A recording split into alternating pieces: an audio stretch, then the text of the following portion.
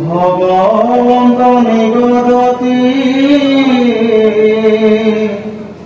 পুরাণ দেবভূতি এহি জানে জিতু মুক্ত ভইলা দেহা কোনে দেখে আনো কিবা হে কিবা যায় কিবা মনত বহি ৰৈলা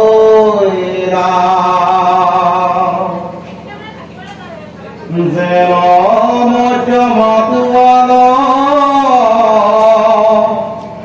পতিৰ বস্ত্ৰ কুহিতো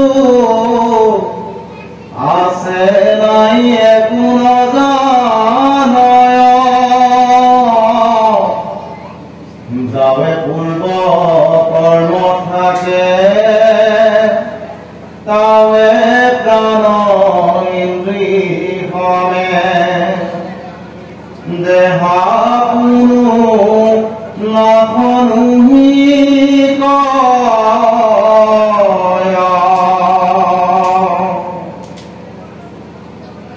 পাছে কর্ম নাশ হইলে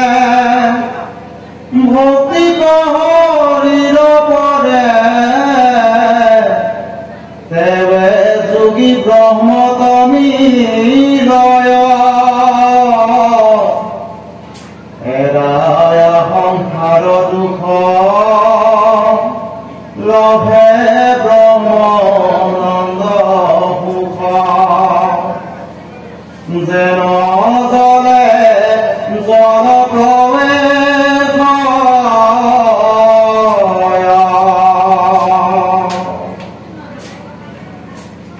এহি বুলি কৃপাময়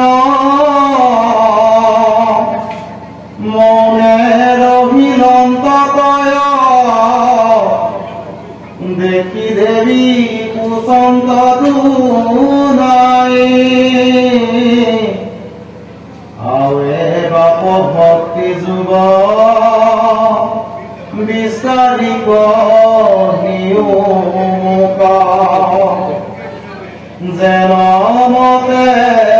বুজু অভিপ্ৰায়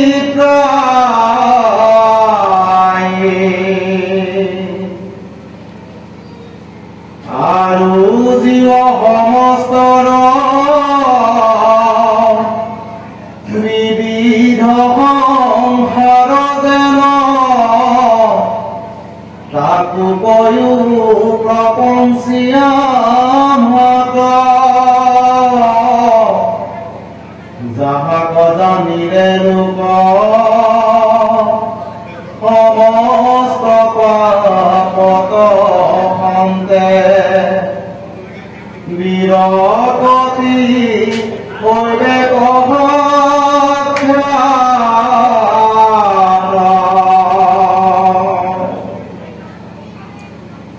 জাত খন্তে ঘূৰা ভয় লোকে পুণ্য আচৰয় হেন কাল ঈশ্বৰৰ গতি কহিউক বিভাগীয়া যদি বাপ আছে দয়া শুনি মই থাকো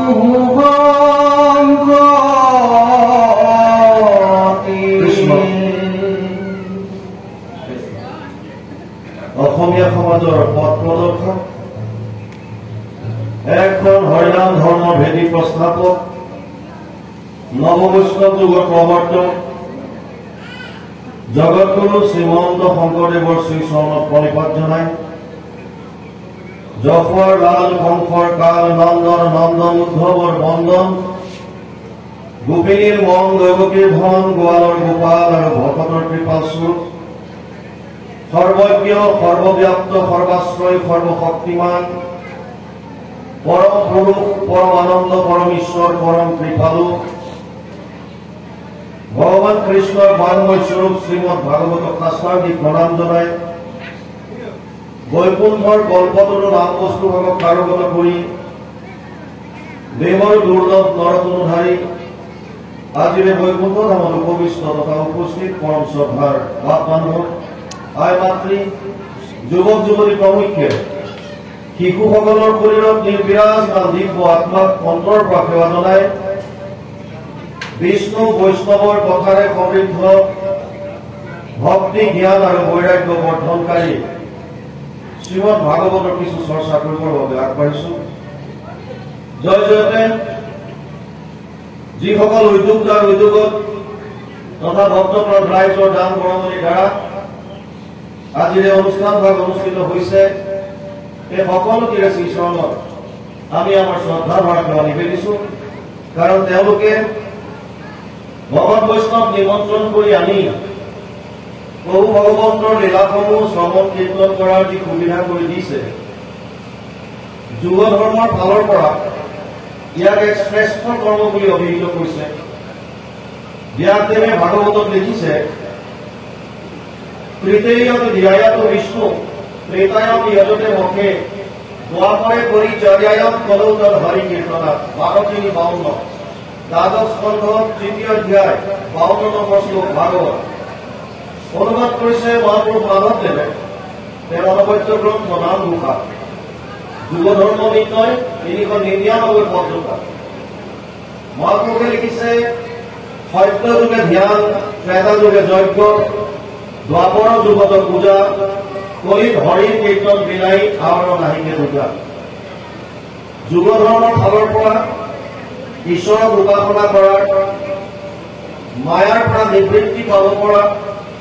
পৰম আনন্দ লাভ কৰিব পৰা যদি কিবা সহজ আৰু সুলভ মাৰ্গ যদি আছে কলিযুগত সেয়া হৈছে প্ৰভু ভগৱন্তৰ নাম গুণ শ্ৰৱণ কীৰ্তন আৰু সেইবাবে যিসকলে উদ্যোগ লৈ এনেধৰণৰ অনুষ্ঠান অনুষ্ঠিত কৰে তেওঁলোক শ্ৰদ্ধাৰ পাত্ৰ সেৱাৰ যোগ্য পুনৰবাৰ আমি উদ্যোক্তাসকলৰ লগতে যিসকলৰ দান বৰঙণিৰ দ্বাৰা এই অনুষ্ঠান অনুষ্ঠিত হৈছে সকলোটিৰে শ্ৰীচৰণত আমাৰ শ্ৰদ্ধা বৰঙণি নিদিছে ভাগৱত আপোনালোকে বহুবাৰ শুনিছে বৰ্তমান ভাগৱত এক বিপ্লৱৰ দৰে হৈছে অসমৰ চুকে কোণে ভাগৱতৰ অনুষ্ঠানে হৈছে বেছিকৈ ক'ৰবাত যদি অবিৰত ভাগৱত পাঠ ক'ৰবাত অখণ্ড ভাগৱত পাঠ ক'ৰবাত ভাগৱত পাঠ আৰু পৰ্যালোচনা পাঠ আৰু ব্যাখ্যা চাবলৈ গ'লে প্ৰত্যেক গাঁৱত বছৰত একেবাৰে কম হ'লেও এবাৰ ভাগৱতৰ অনুষ্ঠান হয় আৰু তাৰ উপৰিও সুকীয়াকৈ আমি বহুতে ব্যক্তিগতভাৱে এবাৰ হ'লেও ভাগৱতৰ অনুষ্ঠান কৰিবলৈ চেষ্টা কৰোঁ বা কৰি আহিছোঁ আৰু আমাৰ প্ৰায় সকলে সমাজৰ যিসকল অকণমান ঈশ্বৰৰ প্ৰতি অনুৰাগী তেওঁলোকে ভাগৱত শ্ৰৱণ কৰিছে। ঘটনা হ'ল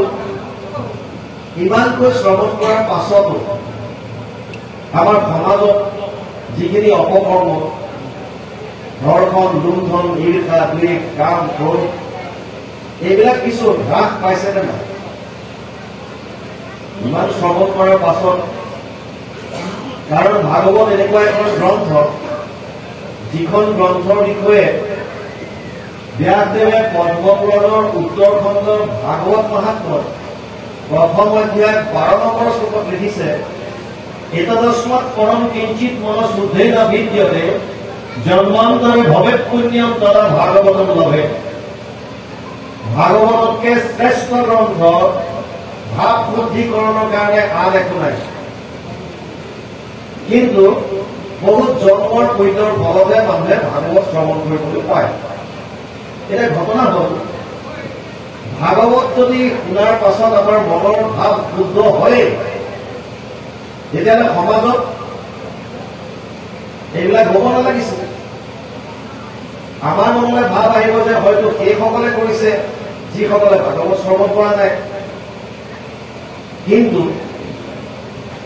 আপোনালোকে নিজৰ নিজৰ যদি অন্তৰলৈ সোমাই চাই, এবাৰ যদি নিজৰ ভিতৰলৈ সোমাই যদি আমি চাওঁ দেখিম যে আমাৰো মনবিলাক মধুকতা, কপটতা, মলিনতাৰে এতিয়াও ভৰি আছে। তাৰমানে যদিও আমি ভাগৱত শ্ৰৱণ কৰিছো, যদিও বাৰে বাৰে ভাগৱত শুনিছো, তথাপিও এতিয়াও আমাৰ যেন মনৰ ভাৱবিলাক আমি যেনেকৈ শুদ্ধ কৰিব লাগিছিল তেনেকৈ কৰিব পৰা নাই। তেতিয়াহ'লে ইয়াৰ সমস্যাটো ক'ত? যদি আমি ভাগৱত শুনিলে মনৰ ভাৱ শুদ্ধ হয় আৰু ভাগৱত আমি শুনিছো তেতিয়াও আমাৰ মনৰ ভাৱ শুদ্ধ হোৱা নাই, কাৰণটো কি? তাৰ কাৰণ এটাই হ'ব, হয়তো আমি শ্ৰৱণ কৰোঁতে যেনেকৈ শ্ৰৱণ কৰিব লাগে তেনেকৈ আমি কৰিব পৰা নাই। অনুষ্ঠান হিচাপে আমি গৈছো, অলপ সময় আছো, যোনে যি কৈছে অকণমান শুনিছো আৰু অনুষ্ঠান কেতিয়া শেষ হয়, কেতিয়া আমাক সিদ্ধ পুথি দিয়ে, খালো গলো, ঘৰলৈ গলো, কাঢ়ি চেচ। আৰু নহ'লে